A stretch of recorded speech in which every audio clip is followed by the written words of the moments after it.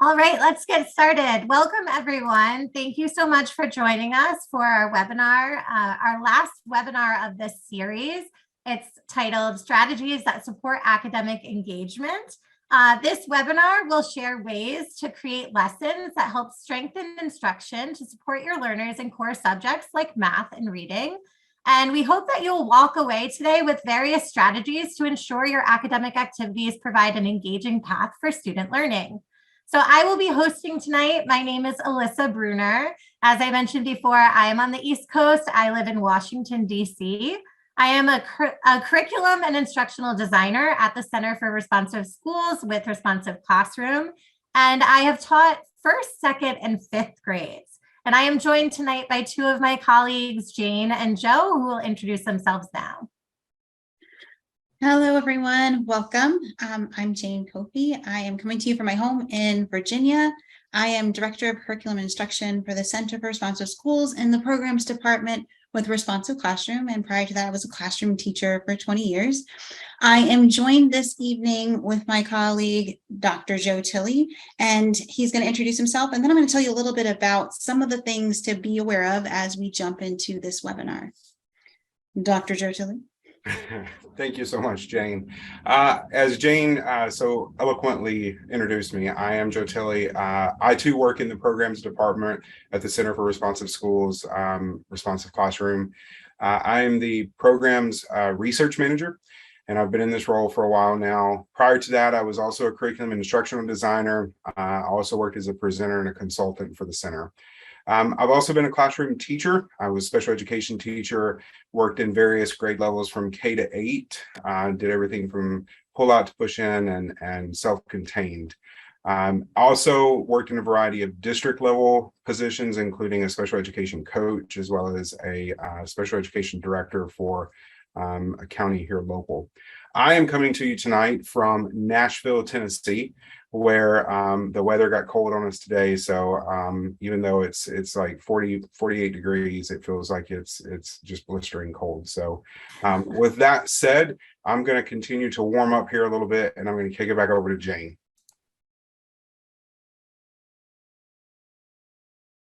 Actually, Jane, do you want me to do this? I got this. Okay, gotcha. Thanks, Joe. All right, so just want to go over a few things to help you just engage in the learning that's happening today, but then also to make sure that things run smoothly for you as you are joining us this evening or earlier this afternoon, depending on where you are located. First things first, if you're noticing that your connection is a little bit like choppy or slow, one of the things that sometimes helps is to make sure you have all your other browsers closed. It maximizes how much of the bandwidth is on this actual platform so that you're able to be a part of it fully. The other thing is we have a couple features, and the way that this webinar works is you can see us, you can hear us, but you can't see one another and you can't hear one another. So you probably noticed on your toolbar for Zoom, you don't have the feature for your camera or things like to mute and unmute, which is typical for a Zoom meeting. With the webinar, you'll be able to see us, and you can use the chat feature to put in comments about things that resonated with you or things that you're having an aha moment about. And then using the Q&A feature to send questions in which myself and Joe will be able to answer those questions while Alyssa is sharing all this content with you. So if you have a question and it comes up, be sure to put that in the Q&A. And if you have a comment, use the chat feature for that. And one of the questions that we're often asked is, will this be recorded? And yes, it's recorded. And you should be receiving a recording about, I want to say, early next week after the webinar is over. Joe, did I leave anything out? All right, then. No, Jane, I don't think so. Thanks. All right. So we're going to kick it back.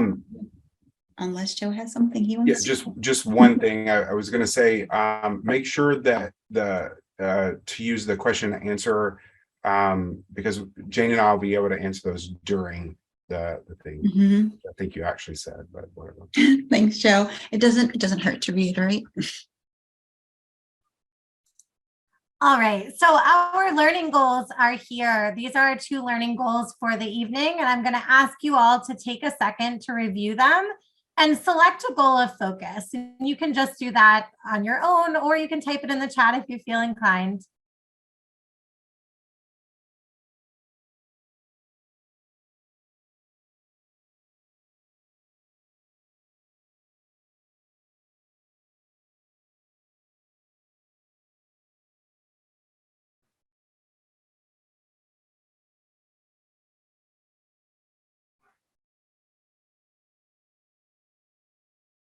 So now that we know that we're planning to create lessons that are active, interactive, joyful, and fun, and gain various strategies to ensure academic activities provide an engaging path for student learning, let's go ahead and get started. So I'm going to ask you to start by reflecting on some things of your own learning. So I'm asking you this question here. What are some of the first steps that you yourself take when you are learning something of interest or something new? So go ahead and put that in the chat box. What are some of the first steps you take personally when you're learning something of interest or something new?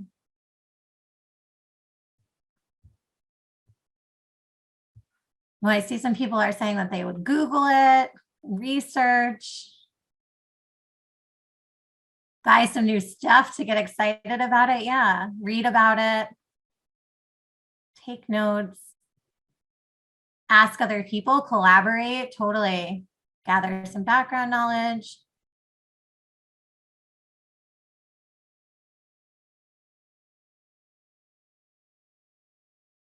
Yeah, so a lot of what you are saying relates to the natural learning cycle, and that's what we're going to be talking about. So when we're interested in something, we kind of go through this natural process where we want to find out more about it.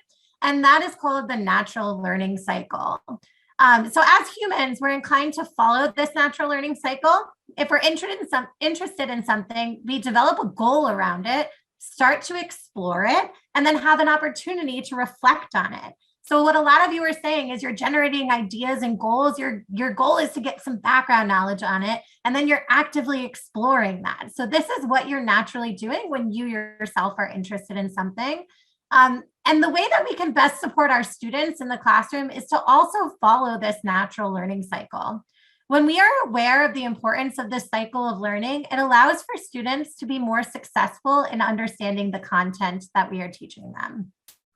And as you can see in this graphic, there are 3 phases of the natural learning cycle, and we're going to go a little bit deeper into each of them. So the first phase of the natural learning cycle is setting goals. So learning should always begin with setting or identifying meaningful goals. So how you do this as a teacher is you can review the objectives of the curriculum and or the assignment that you have for students that day, and consider how to share any with students in a developmentally appropriate way. Anything that can help them make or deepen connections to their experiences, skills, strengths, and interests in order to set meaningful goals. So you're showing them the objectives at hand and then having them develop a meaningful goal for themselves around that objective. The next phase of the natural learning cycle is exploration. So this is the fun part. During this phase of the natural learning cycle, you want to invite students to actively explore. You give them plenty of opportunities to do something, to explore materials and ideas, to generate new ideas, and to try and try again. And this is a great phase for collaboration as well. And the final phase of the natural learning cycle is reflection. So during this phase, you can help students reflect on their explorations. You can ask them what worked well, what didn't, what was intriguing to you, and what suggests a new direction for your learning. These questions can help students explore and make connections to how the world works around them, which can lead to a deeper understanding.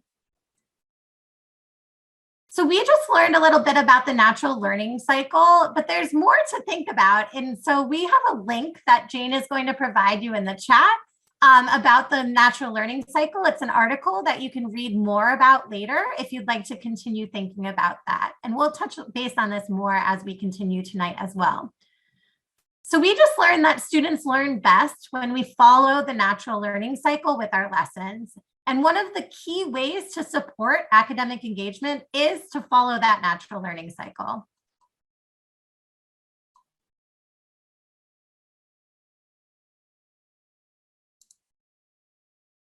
So as we get into this next section, I'm going to ask you another question. What are some ways that you as a teacher promote engaged learning in your classroom? And you can go ahead and put those in the chat. And I'll give a few minutes so that you can read each other's examples as well. Providing choice. Oh, a few of you have said that. I agree. Collaboration.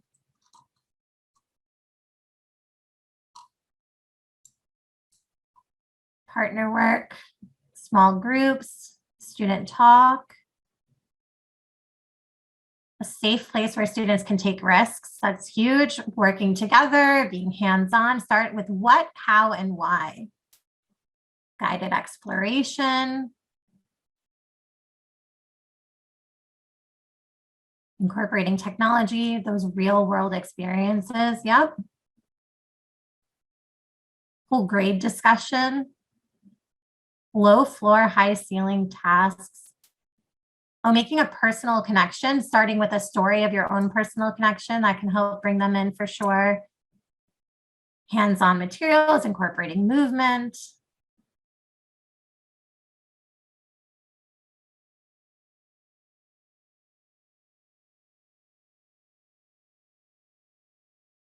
Accommodating various learning styles, humor, for sure, that's important.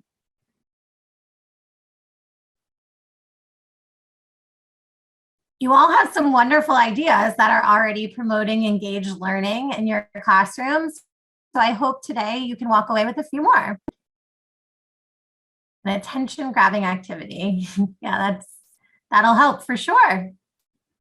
All right, so one of the things that we do as teachers, and I'm sure all of you are doing this already, is we consider the design of our lessons. And we start with an opening and we end with a closing. So the overall structure of an engaging academic lesson should mirror the natural learning cycle. And thinking back to what we just learned about the natural learning cycle and then looking at this graphic of the lesson design, you can see that it kind of follows the same path. So most lessons we create follow the structure of an opening, a body, and a closing. And here is why that structure is very important. The opening of the lesson mirrors the first phase of the natural learning cycle in that you identify the goal of the lesson. The body mirrors exploration and should allow students the chance to engage with their learning. And the closing mirrors the reflection phase. When teachers are mindful of their lesson structure, it will not only be more engaging for students, but it is also a more effective way for students to learn. This is why our lessons are structured in this way. We are allowing students to follow the natural learning cycle of the brain. So we're going to dig a little bit deeper into each of these three phases of lesson design, the opening, the body, and the closing. And we're going to think about what the purpose of each of those pieces of the lesson are, and what are some responsive classroom practices that best fit in order to promote engaging academics in each of those sections of the lesson. So the first part of the lesson is, of course, the opening. The purpose of the opening is to intrigue, excite, and motivate students about their learning. During the opening, the teacher should say what you are doing and why it matters, creating a positive tone in doing so. And I saw someone put this in the chat, explain what and why is, like what's happening and why is that important. During the opening, you also want to help students make a personal connection to their learning.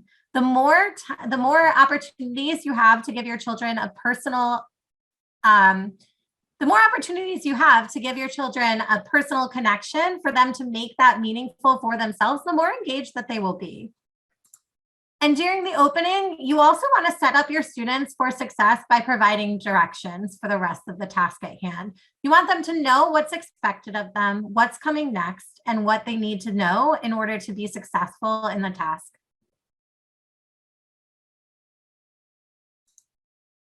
So here are some responsive classroom practices that really tie well for the opening portion of your lesson.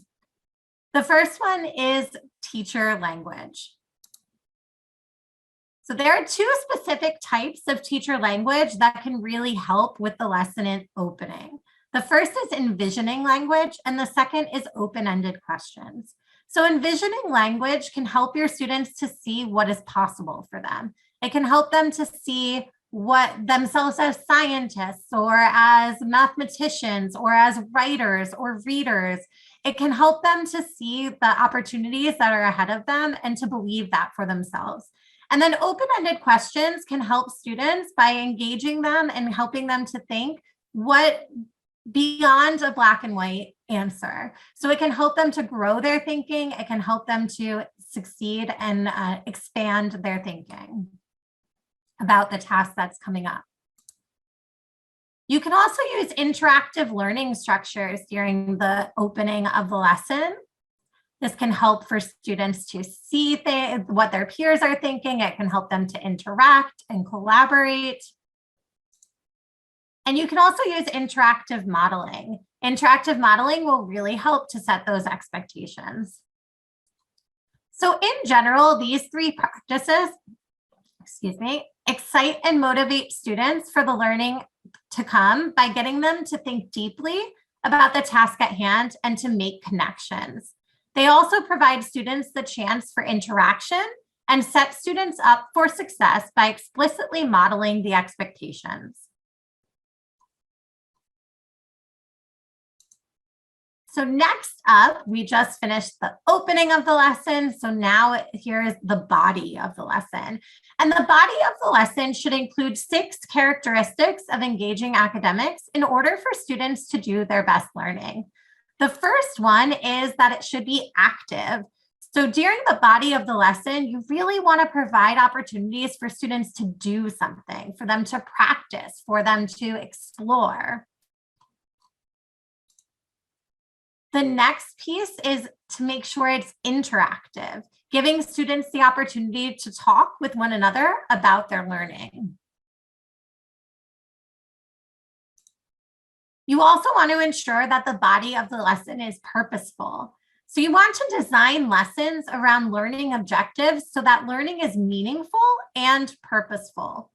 And teachers can help students see the purpose of the learning so that the learning is meaningful. So you can help them draw those connections in order to see the purpose of their learning at hand.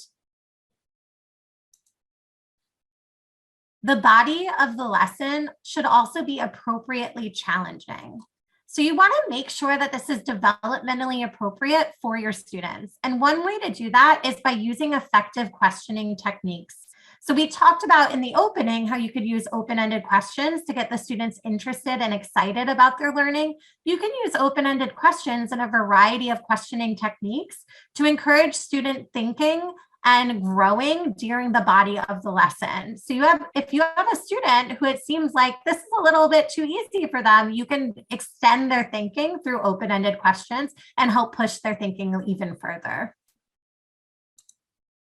During the body of the lesson, you also want to ensure, to whatever degree you can, that the lesson is connected to the students' interests. And you can help them do this by drawing connections to their individual interests.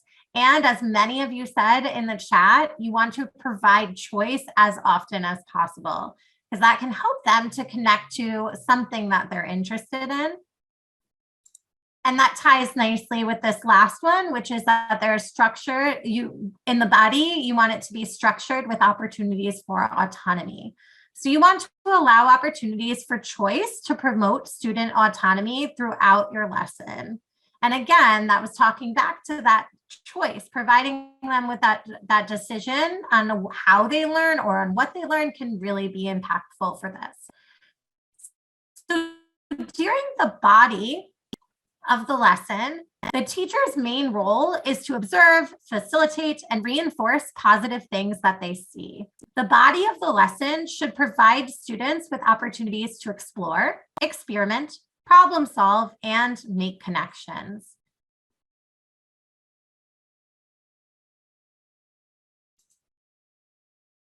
So now that we've talked about the purpose of the body and the characteristics that make for a successful engaging academics body of a lesson, we can now look into some practices from Responsive Classroom that can help support engaging academics that you can use during the body of the lesson. The first practice is, again, teacher language. And we talked about this a little already with open-ended questions. Open-ended questions can really promote that deeper thinking and deeper understanding. You can also use reinforcing language. So as I just mentioned, the teacher's main role during the body of a lesson is to facilitate, observe, and reinforce positive things that they see. So using reinforcing language can help students to know I'm on the right track and I want to continue getting further into my learning. So I'm going to keep doing these things that my teacher has pointed out are successful and helping me toward that goal. The next practice is student grouping. So mindfully choosing different student grouping structures can help, and offering the opportunity for students to collaborate is always a great way for students to deepen their thinking during the body of the lesson. The more that students are talking about the academic topics at hand, the more that they're understanding it, and the more that they can express that, the better. That means that they're understanding it deeper and that they're having a good time processing that information and that they can share it with one another. You can also use academic choice. Academic choice provides students with the opportunity to choose how or what they are learning, and it provides them a sense of autonomy, as we talked about earlier. And of course, you can also use interactive modeling. So interactive modeling can show the students the expectations that you have set for them and help them to be successful during the body of the lesson. So generally speaking, these practices keep students on track through clearly set and reinforced behaviors. These practices also help to promote student buy-in by allowing them the chance to make choices and collaborate with their peers during the body of the lesson.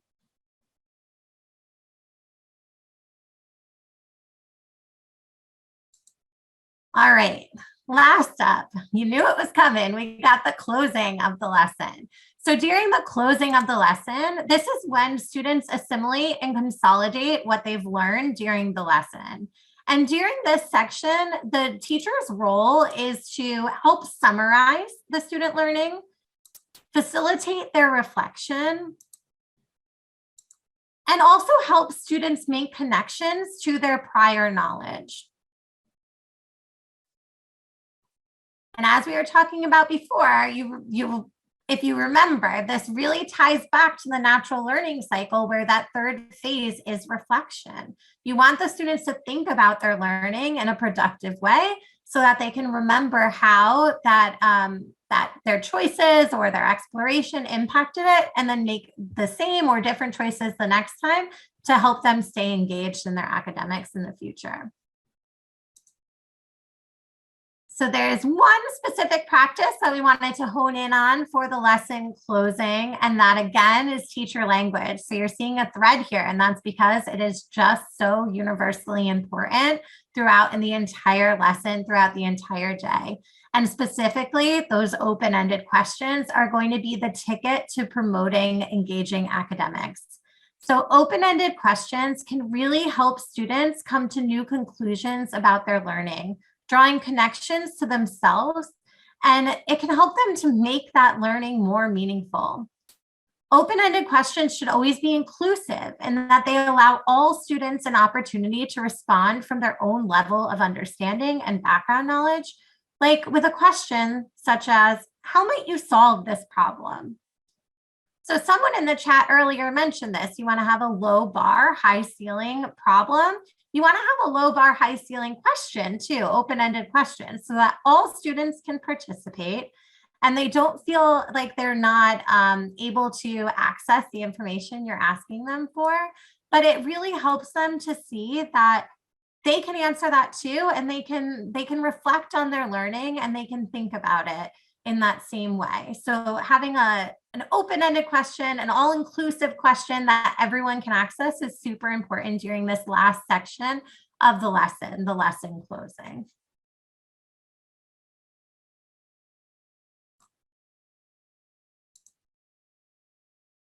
So now that we've talked about the lesson design and we've talked about how the lesson design follows the natural learning cycle, in that the opening, the body, and the closing of the lesson design really mirror the three phases of the natural learning cycle, I'm going to tell you about three other practices that Responsive Classroom has that also follow the natural learning cycle.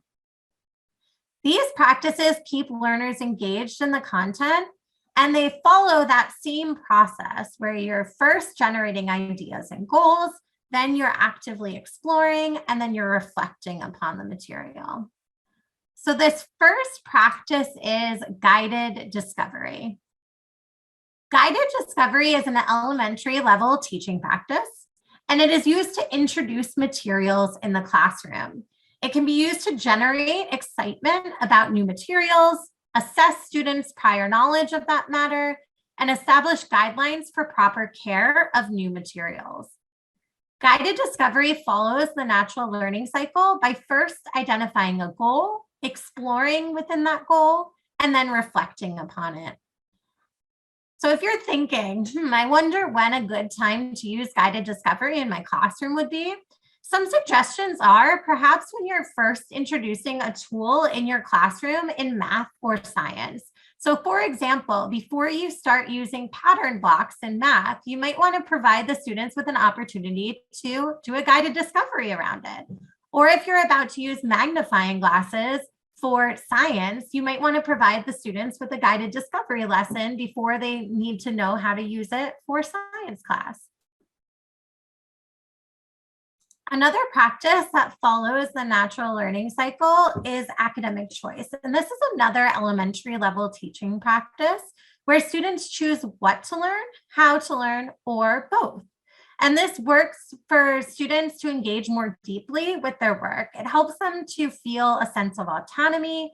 It helps them to feel like they have a say in what they are doing or what they are learning. And it can really help them to buy into their learning.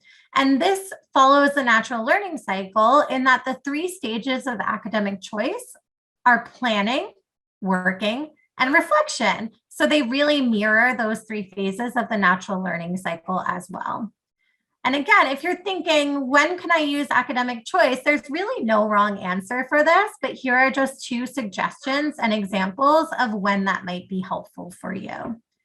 So one suggestion might be if you're planning for writing and your students are using graphic organizers to brainstorm character traits, you might just offer different types of graphic organizers. It can be as simple as that. Providing students with a choice, so even when the outcome is the same, if they have a choice in what they're doing, it can really impact their engagement and make them feel excited about their learning. Another opportunity for this is during math. You want to provide different strategies for the same outcome. So if you want students to solve a multiplication problem, if you give them multiple strategies for solving it and then let them choose on their own how to do so, that's another great way to provide academic choice to your students.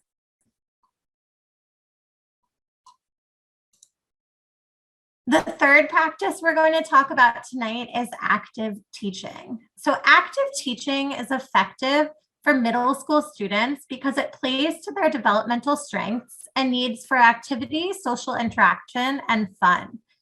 And there are 3 stages of active teaching, and those are teach and model, students collaborate, and facilitate reflection. Active teaching should really be used in middle school in all classes where academic content is being delivered. For the best engaging academics to occur, you really want to be using active teaching whenever possible in the middle school classroom. So now that we've talked about these 3 practices that follow the natural learning cycle, we're going to provide you with some links to learn a little bit more about them. So in the chat box, you'll see there's an article about academic choice. There's an article about guided discovery. And the last one is about building an academic community. That's a book, actually, that'll help you to learn more about active teaching. So if you want to take a few seconds, you can look over one of those articles of your choice or the one that Jane sent earlier and process this information before we continue. So as you're reading these and as you're thinking about the natural learning cycle or any of these practices, guided discovery, academic choice, active teaching, you can think about how the natural learning cycle can really support or how you can use the natural learning cycle through your responsive classroom strategies to really support engaging academics in your classroom.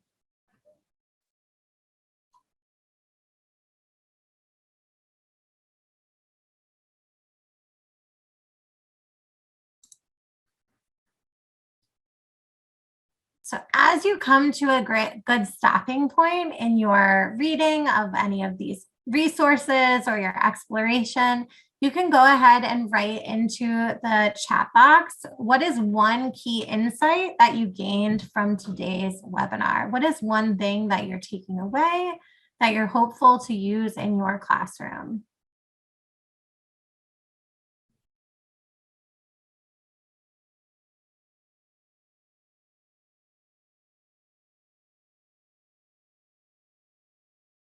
Academic choice, that's very powerful. Keeping in mind the natural learning cycle, utilizing open-ended questions, the importance of teacher language. We saw teacher language coming up again and again, definitely important.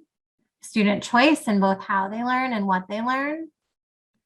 Close the circuit by incorporating an element of reflection, for sure.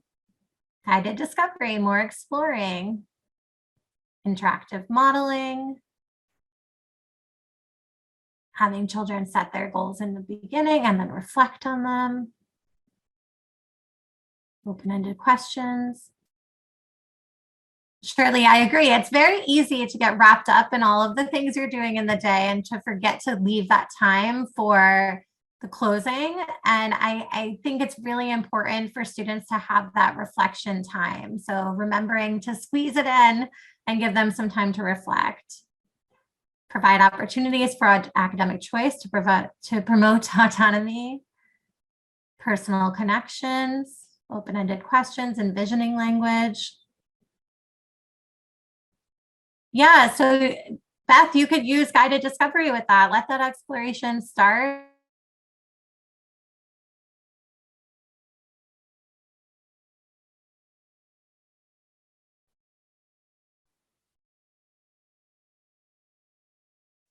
Great. It's really awesome to see all of these great takeaways that you are taking with you. And I hope that everyone has at least one thing that they are looking forward to get started or to continue to refine from tonight's webinar.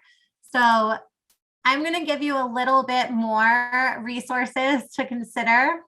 The first one is the Joyful Classroom, and the second one is Middle School Motivators. And then I know there's a lot of links in the chat tonight, but this last link I promise will be super helpful. It's a lesson planning guide. So this lesson planning guide will help you to plan a lesson to be super engaging and to support engaging academics in your classroom.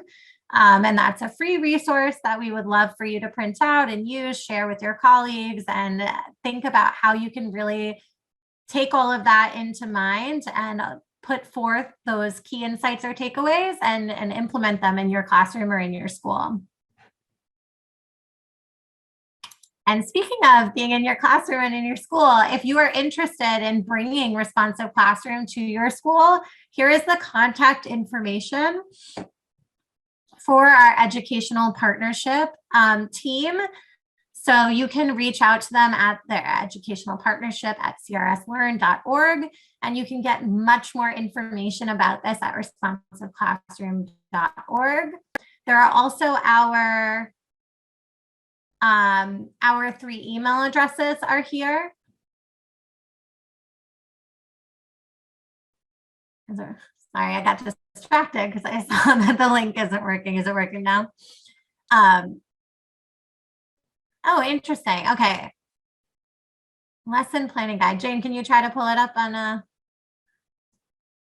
you're saying it's not. I put in the second one and that one should work. So let's see. Perhaps, maybe. Okay, it's working. Thanks, Shirley.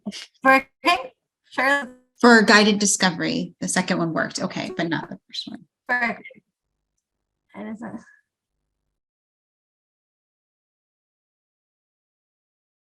Let me provide others. That might be helpful.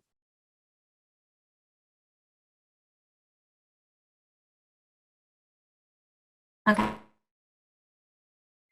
And sorry, I think that there's a little internet connection error, but next month we will be jumping into our next webinar series, which is titled Sustaining the Positive Momentum. So I will be teaching the next webinar. It's on self-discipline, where we'll address discipline skills, and that will take place on December 15th. So we hope to see you there. Thank you, everyone. Thank you. It looks like some people are having success with the lesson planning guide and some are not. I don't know how we can remedy that. I don't know. The second link seems to work for people. Maybe I'll put that one in again. But the first one I don't think worked for people. So hopefully that one does. Thank you, everyone. Thank you. And if you are finding that it's not working for you, when you get the recording, what will also come with the recording are the links that we shared with you tonight, including those that are linked to those downloadable resources for the planning guides. So if for some reason they're not working for you or they're not coming up for you, next week when you get the recording, you'll also get the links that we shared with you this evening. I just put the screen back up that has our email addresses as well. So if you wanted something specific, you can definitely reach out to me at my email address right here, alyssa.bruner@responsiveclassroom.org, and I can help you out with that.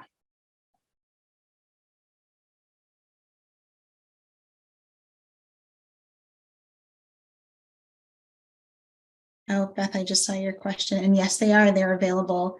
Our webinars are available on the website. So for some reason you don't get the link next week, you'll see it on the website as well. And so you can find all of our past webinars for this series. And then when the next series comes up, you'll find all of those on our website and also on our YouTube as well. Thank you.